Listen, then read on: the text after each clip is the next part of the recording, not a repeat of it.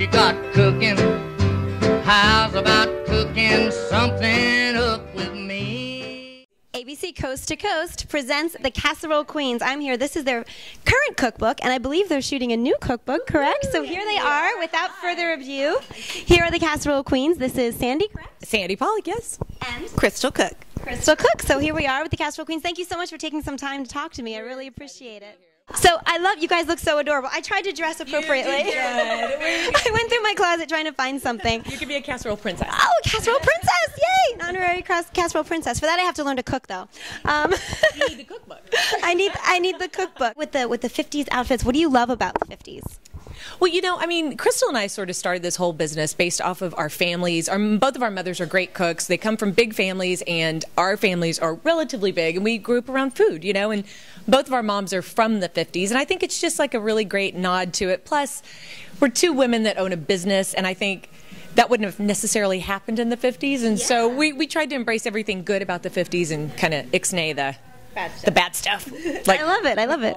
Would you agree? The whole mission of our business is getting families around the dinner table again, and I think that resonates with people with the 50s and that whole kind of June Cleaver feel. So it's a marketing thing that we came up with too. Just when we started delivering casseroles, we came just like this: Pearls Hills, casserole to the door. Some of my viewers are really health conscious. Is there anything in your cookbook, or are there any adaptations of your casseroles or your dishes that would be a little more health conscious for viewers? Sure, I'm gonna let Crystal handle that one. Well, I mean, in our current cookbook, we do have a lighter chapter, and we give a lot of tips. I mean, always fresh is best. Never, using any bad products. If you cut back on the cheese, that's a huge thing. I mean, if you 2% cheese is good, but don't go.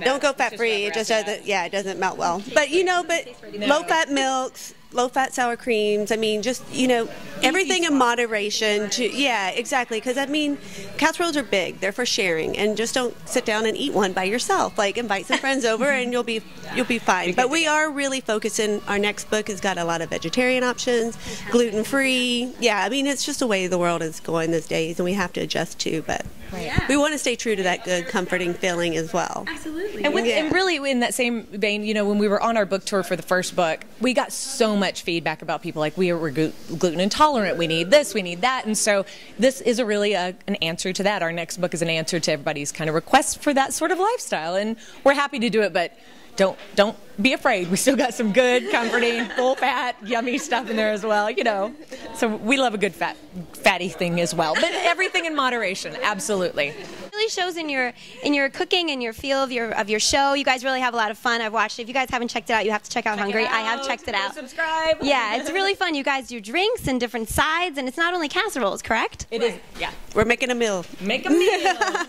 Doing as many sides as we can, and always we love to pair it with a cocktail in the show. So we like a cocktail. That's how our business started, is really over cocktails, and we make our best decisions after a couple cocktails. That's how the Casserole Queens were born, over cocktails. Yeah. Margaritas. Margaritas. All right, another business tip I got.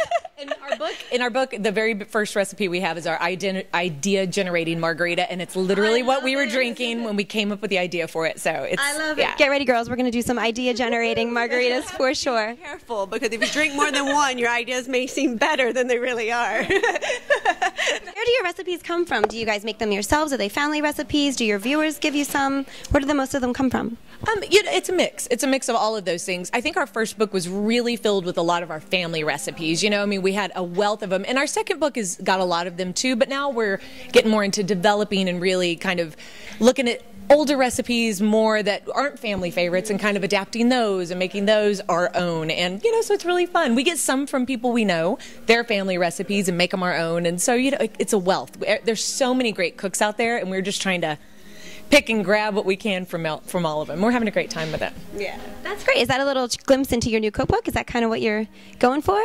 Like Sandy was saying, our first book was really built off the memories of our childhood. I think that's why we went into business, is that whole feeling of getting people back around dinner tables again and just having a conversation. And so much of it stemmed from something that we enjoyed in our childhood, and maybe we updated it, to fit a sophisticated palate or more. One more question. I ask this of all of my guests. What is one surprising thing that people would be surprised to learn about your job or yourselves? I know it's a tough one. I'll give you a moment. That is a hard one. I think with our job that people might be surprised to realize we're an online business.